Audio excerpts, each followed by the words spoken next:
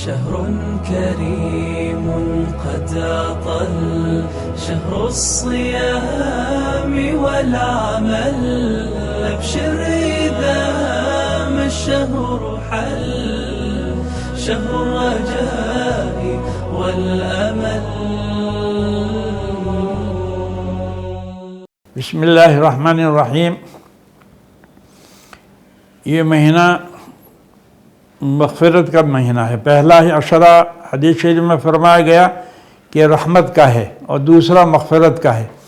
یہ کیا ہے مغفرت؟ استغفار کہتے ہیں اپنی کوتاہیوں اپنے گناہوں کی معافی مانگنے کا نام ہے. اس کو عربی میں استغفار کہتے ہیں.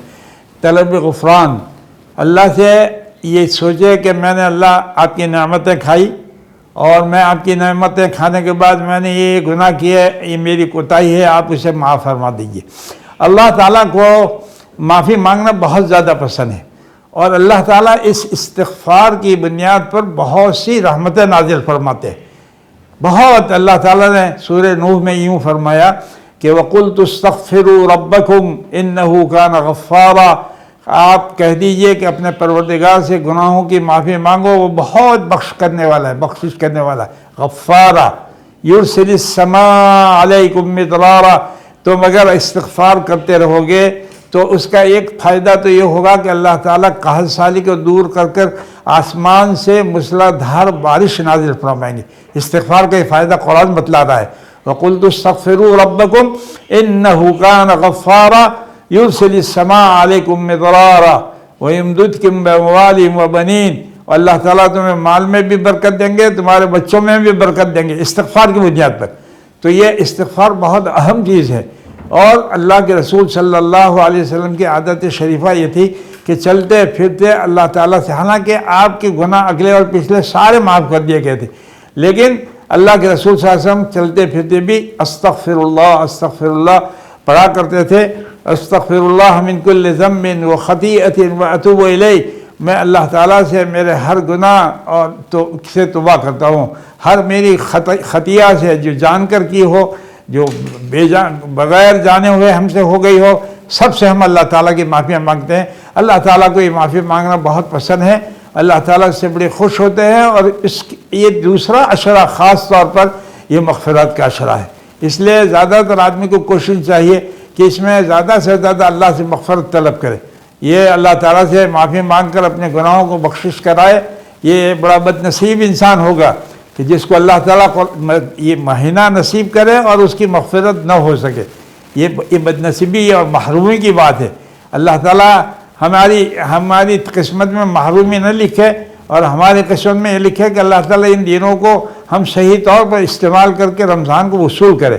اور یہ وصول اس طرح کر سکتے ہیں کہ ہم زیادہ سے زیادہ چلتے پھرتے اللہ تعالیٰ سے معافی مانگے، اللہ کا ذکر کرے. اچھا، دوسری بات یہ ہے کہ استغفار کرنے میں آپ کو ضروری نہیں ہے کہ آپ باوضو ہوں.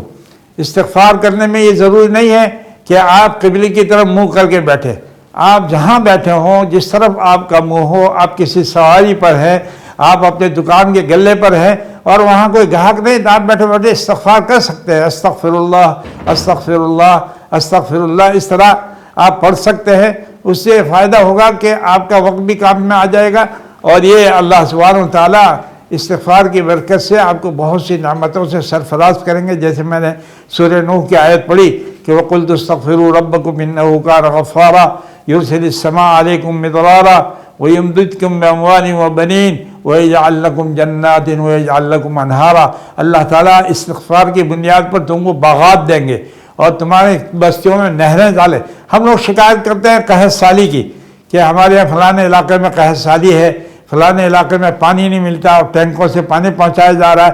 تو آسان علاج یہ ہے کہ ہم زیادہ سے زیادہ استغفار کریں. اور پھر یہ رمضان کے مہینے میں، یہ رمضان کا مہینہ اللہ نے ہم کو نصیب کیا، اس میں تو ہمیں بہت فائدہ اٹھا لینا چاہیے اور اللہ تعالیٰ سے استغفار کریں گے. جہاں استغفار ہوگا اللہ کی رحمتوں کا نزول ضرور ہوگا. یہ قرآن کہہ رہا ہے، یہ کسی انسان کا کلام نہیں ہے. اللہ تعالیٰ نے فرمایا وَمَنْ أَصْدَقُ مِنَ اللَّهِ حَدِيثًا.